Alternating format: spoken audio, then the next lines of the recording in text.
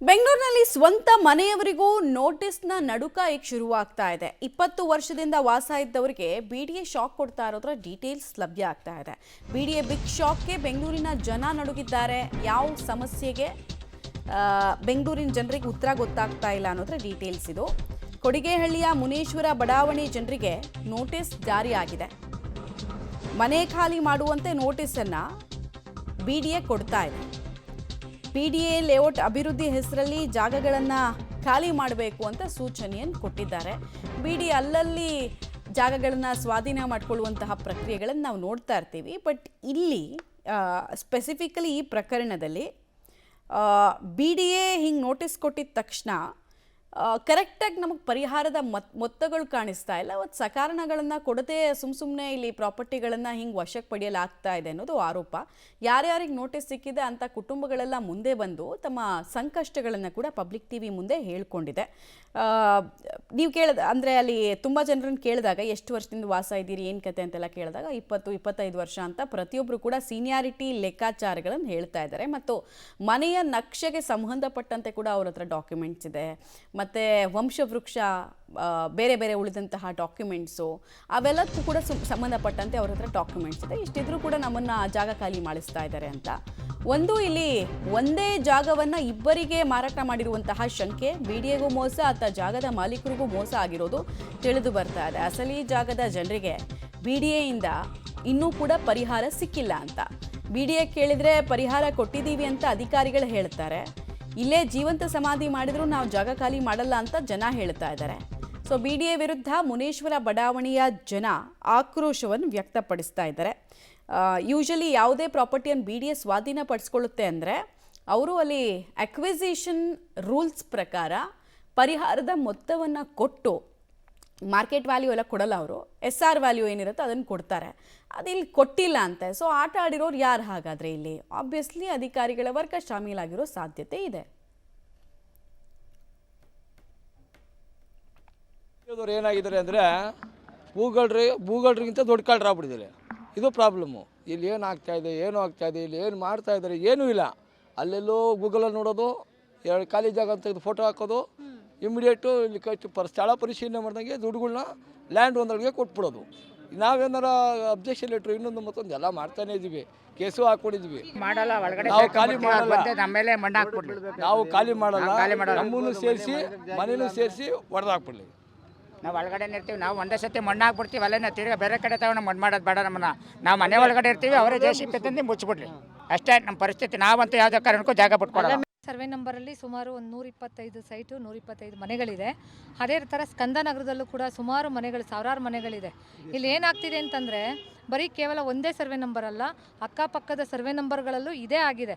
ಯಾರೋ ಬರ್ತಾರೆ, ಈಗ ಫಸ್ಟು ನಮಗೆ ಮಾರಿರ್ತಾರೆ, ಇನ್ನೊಬ್ಬ ಯಾರೋ ಬರ್ತಾನೆ, ಅವನಿಗೆ ಇವ್ರು ಏನು ಮಾಡ್ತಾರೆ ಅಂತಂದರೆ ಇಲ್ಲಿ ಬಿಡಿಎನಲ್ಲಿ ಇವಾಗ ಕೋಟಿಗಟ್ಟಲೆ ದುಡ್ಡು ಬರ್ತಾ ಇದೆ, ಒಳ್ಳೆ ಜಾಗ ಸಿಗ್ತಾ ಇದೆ. ಇದಕ್ಕೆ ನಾಡಪ್ರಭು ಕೆಂಪೇಗೌಡ ಲೇಔಟು ಇವತ್ತು ಒಳ್ಳೆ ಇಂಪ್ರೂವ್ಮೆಂಟ್ ಆಗ್ತಾ ಇದೆ, ಮುಂದೆ ಒಳ್ಳೆ ದುಡ್ಡಾಗುತ್ತೆ ಅಂತೇಳಿ ಅಲ್ಲಿ ಬಿಡಿಎನಲ್ಲಿ ಕೆಲವು ಬ್ರೋಕರ್ಗಳಿರ್ತಾರೆ ಮೇಡಮ್. ಆ ಬ್ರೋಕರ್ಗಳು ಇಲ್ಲಿರುವಂತಹ ಮೂಲ ಮಾಲೀಕರಿಗೆ ತಲೆ ಕೆಡಿಸಿ ಅವರು ಇನ್ನೊಬ್ರಿಗೆ ಹೋಗಿ ಆ ದುಡ್ಡಾಸೆಗೆ ಹೋಗಿ ಇನ್ನೊಬ್ರಿಗೆ, ಈಗ ಇಲ್ಲಿ ಇವ್ರಿಗೂ ರೈತರಿಗೂ ಮಾರಿ ಇನ್ನೊಬ್ರಿಗೆ ಹೋಗಿ ಉಂಡೆ 5 ಎಕರೆ ಇದೆಯಾ, 5 ಎಕರೆನೂ ಅವ್ರಿಗೆ ಬರ್ಕೊಟ್ಬಿಡೋದು. ಅವ್ರಿಗೆ ಬರ್ಕೊಟ್ಟು ಅವ್ರು ಏನು ಮಾಡ್ತಾರೆ, ಅವ್ರ ಹತ್ರ ಪಾಣಿನೂ ಕೂಡ ಇರಲ್ಲ, ಇದು ಅವ್ರ ಹೆಸರಿಗೆ ಏನೂ ಬರ್ತಾ ಇರಲ್ಲ. ಇವ್ರು ಹೋಗಿ ಡೈರೆಕ್ಟಾಗಿ ಬಿಡಿಎಗೆ ನಮಗೆ ಅವಾರ್ಡ್ ಬೇಕು ಅಂತೇಳಿ ಭೂ ಮಾಲೀಕರು ಸೈಟು ಮಾರಿರ್ತಾರೆ, ಮತ್ತು ಮತ್ತೊಬ್ಬರಿಗೆ ನೀವು ಜಾಗನೂ ಮಾರಿ, ಮತ್ತು ಬಿಡಿ ಅಧಿಕಾರಿಗಳು ಏನು ಮಾಡ್ತಾಯಿದ್ದಾರೆ? ಜಾಗ ಪರಿಶೀಲನೆ ಮಾಡಿದೆ, ವಾಸ್ತುಸ್ಥಿತಿನ ಅರ್ಥ ಮಾಡ್ಕೊಂಡೆ ಹೇಗೆ ಸರ್ಕಾರ ದುಡ್ಡನ್ನ ಸಾರ್ವಜನಿಕರ ದುಡ್ಡನ್ನ ಹೇಗೆ ಬೇರೆಯವರಿಗೆ ಅಕ್ವೈರ್ ಮಾಡ್ತಾರೆ ಮೇಡಮ್? ಈಗ ಅವತ್ತೇನು ರೇಟ್ ಇತ್ತು, 10 ಲಕ್ಷ ಆಗಿರ್ಬೋದು, 15 ಲಕ್ಷ ಆಗಿರ್ಬೋದು, 2005, 6, 90ರಿಂದನೂ ನಮ್ಮ ನಿವಾಸಿಗಳು ಸೈಟ್ ತೊಗೊಂಡು, ಯಾರೋ ಮಾಲೀಕರಿಂದ ಸೈಟ್ ಮಾಡ್ತಾರೆ, ರೆವಿನ್ಯೂ ಸೈಟ್ ಮಾಡಿದ್ರು, ಆ ಸೈಟ್ ತೊಗೊಂಡು ಬಡವ್ರ ಬಗ್ರು ಎಲ್ಲ ಗಾರ್ಮೆಂಟ್ಸಲ್ಲಿ ಕೆಲಸ ಮಾಡ್ತಕ್ಕಂಥದ್ದು, 200 ರೂಪಾಯಿ 100 ರೂಪಾಯಿ ಕುಡಿಗೆ ಒಂದು ಚೀಟಿ ಹಾಕ್ಕೊಂಡು ಸೈಟ್ ಮನೆ ಕಟ್ಕೊಂಡಿದ್ದಾರೆ, ಸಣ್ಣ ಪುಟ್ಟ ಮನೆ. ಆ ಮನೆ ಏಕಾಕಲಿಕ್ಕೆ ನೀವು ಬಿಡಿಎ ನಮ್ದು ಅಕ್ವರೇಷನ್ ಆಗಿದೆ, ಒಪ್ಕೊಂತೀನಿ, 2008ರಲ್ಲಿ ಅಕ್ವರೇಷನ್ ಆಗಿದೆ. ಅದಕ್ಕಿಂತ ಮುಂದೆ ಅಕ್ಯುರೇಷನ್ ಆಗೋದಕ್ಕೆ ಮೊದಲು ನೀವೇನಾದರೂ ಮನೆ ಕಟ್ಟಿದ್ದೀರಾ ಅನ್ನೋದಕ್ಕೆ ದಾಖಲಾತಿ ಕೇಳ್ತಾರೆ. ಖಂಡಿತ ದಾಖಲೆ. ಬೆಂಗಳೂರಿನಲ್ಲಿ ಜಾಗ ಖರೀದಿ ಅಥವಾ ಮನೆ ಖರೀದಿ ಮಾಡುವ ಮುನ್ನ ಎಷ್ಟು ಎಚ್ಚರಿಕೆಯಿಂದ ಇದ್ರೂ ಸಾಲೋದಿಲ್ಲ. ಈಗ ಎಂಥದ್ದೇ ಪ್ರಕರಣ, ಈಗ ಇಲ್ಲಿ ನಾವೀಗ ಕೊಡಗೆಹಳ್ಳಿಯಲ್ಲಿರುವಂತಹ ಮುನೇಶ್ವರ ಬಡಾವಣೆ ಸ್ಕಂದನಗರದಲ್ಲಿದ್ದೀವಿ. ಇಲ್ಲಿ ಜಾಗವನ್ನು ಖರೀದಿ ಮಾಡ್ತಾರೆ, ಅದಾದ ಬಳಿಕ ಕಷ್ಟಪಟ್ಟು ಜಾಗವನ್ನು ಖರೀದಿ ಮಾಡಿ ಮನೆಯನ್ನು ಕೂಡ ಕಟ್ತಾರೆ. ಬಟ್ ಈಗ ಏಕಾಏಕಿ BDA ಅವರು ಈ ಮನೆಯನ್ನು ಖಾಲಿ ಮಾಡಬೇಕು, ಜಾಗವನ್ನು ಖಾಲಿ ಮಾಡಬೇಕು, ನಿಮ್ಗೆಲ್ರಿಗೂ ಕೂಡ ಪರಿಹಾರವನ್ನು ಕೂಡ ಕೊಟ್ಟಿದ್ದೀವಿ ಅನ್ನುವಂತಹ ಮಾತನ್ನು ಹೇಳ್ತಾ ಇದ್ದಾರೆ. ಬಟ್ ಅಸಲಿಗೆ ಇಲ್ಲಿರುವಂತಹ ಮಾಲೀಕರು ಯಾರಿದ್ದಾರೆ, ಮನೆಯ ಮಾಲೀಕರು ಯಾರಿದ್ದಾರೆ, ಅವ್ರು ಯಾರಿಗೂ ಕೂಡ ಪರಿಹಾರ ಸೇರಿಲ್ಲ. ಬಟ್ ಪರಿಹಾರ ಸೇರಿರುವಂಥದ್ದು ಇವರ ಜಮೀನನ್ನು ಒಬ್ಬರು ಮಾಲೀಕರು ಇರ್ತಾರೆ, ಆ ಒಬ್ಬರು ಮಾಲೀಕರು ಇಬ್ಬಿಬ್ಬರಿಗೆ 3 ಜನರಿಗೆ ಈ ರೀತಿ ಬೇಕಾಬಿಟ್ಟಿಯಾಗಿ ಮಾರಾಟವನ್ನು ಮಾಡಿರ್ತಾರೆ. ಭೂಗಳ್ಳರ ಹಾವಳಿಯಿಂದ ಈಗ ಈ ಜನ ಏನಿದ್ದಾರೆ ಅವರು ಬೀದಿಗೆ ಬರುವಂತಹ ಪರಿಸ್ಥಿತಿ. ಈಗ ನೋಡಿ, ಅವ್ರ ಕೈಯಲ್ಲಿ ಪಾಪ ನೋಟಿಸ್ ಇದೆ, 7 ದಿನದ ಒಳಗಡೆ ನೀವು ಮನೆಯನ್ನು ಖಾಲಿ ಮಾಡಬೇಕು ಅಂತ ಹೇಳ್ತಾ ಇದ್ದಾರೆ. ಎಲ್ಲಿ ಹೋಗೋದು ನಾವು? ಒಂದು ಕಡೆ ಪರಿಹಾರನೂ ಇಲ್ಲ, ಇನ್ನೊಂದು ಕಡೆ ಜಮೀನಿಗೆ ದುಡ್ಡು ಕಟ್ಟಿದ್ದೀವಿ, ಆ ದುಡ್ಡು ಇಲ್ಲ. ಸೊ ಹಾಗಾಗಿ ಇಷ್ಟು ಜನ, ಸುಮಾರು 100-150 ಮನೆಗಳಿದಾವೆ, ಅನೇಕ ಮನೆಗಳಿಗೆ ನೋಟಿಸನ್ನು BDA ಅವರು ಇಶ್ಯೂ ಮಾಡಿದ್ದಾರೆ. ಕೇಳಿದರೆ ಪರಿಹಾರವನ್ನು ನಿಮಗೆ ಕೊಟ್ಟಿದ್ದೀವಿ, ಮಾಲೀಕರು ಯಾರಿದ್ದಾರೆ ಅವ್ರಿಗೆ ಕೊಟ್ಟಿದ್ದೀವಿ ಅಂತ ಹೇಳ್ತಾ ಇದ್ದಾರೆ. ಸೊ ಜನ ಇದ್ದಾರೆ ನಮ್ಮ ಜೊತೆ, ಮಾತಾಡ್ಸೋಣ ಅವ್ರನ್ನ. ಈಗ ನೋಟಿಸ್ ಕೂಡ ಇದೆ, ಸೊ ಏನು ಹೇಳಿದ್ದಾರೆ ಈಗ? ಅದೇ 7 ದಿನದಲ್ಲಿ ನೀವು ಏನು ನಮಗೆ ಡಾಕ್ಯುಮೆಂಟ್ಸ್ನ BDAಗೆ ಸಬ್ಮಿಟ್ ಮಾಡಿಲ್ಲ ಅಂತಂದರೆ ನಾವು ಮುಂದಿನ ದಿನಗಳಲ್ಲಿ ಆ ಜಾಗವನ್ನು ನಾವು ವಶ ಮಾಡ್ಕೊತೀವಿ, ನೀವು ಮನೆಗಳನ್ನ ಖಾಲಿ ಮಾಡ್ಕೊಂಡು ಹೋಗಬೇಕಾಗತ್ತೆ ಅಂತ ನಮಗೆ ಹೇಳಿ. ಪರಿಹಾರ ಯಾರ ಜೇಬ್ ಸೇರಿದೆ ಅಂತ ಈಗ? ಪರಿಹಾರ ಬಂದು ಈ ಕಡೆ ಭೂ ಮಾಲೀಕರಿಗೂ ಇಲ್ಲ, ಈ ಕಡೆ ಮನೆ ಕಟ್ಟಡ ಕಟ್ಕೊಂಡಿರೋವಂಥ ಮಾಲೀಕರಿಗೂ ಇಲ್ಲ.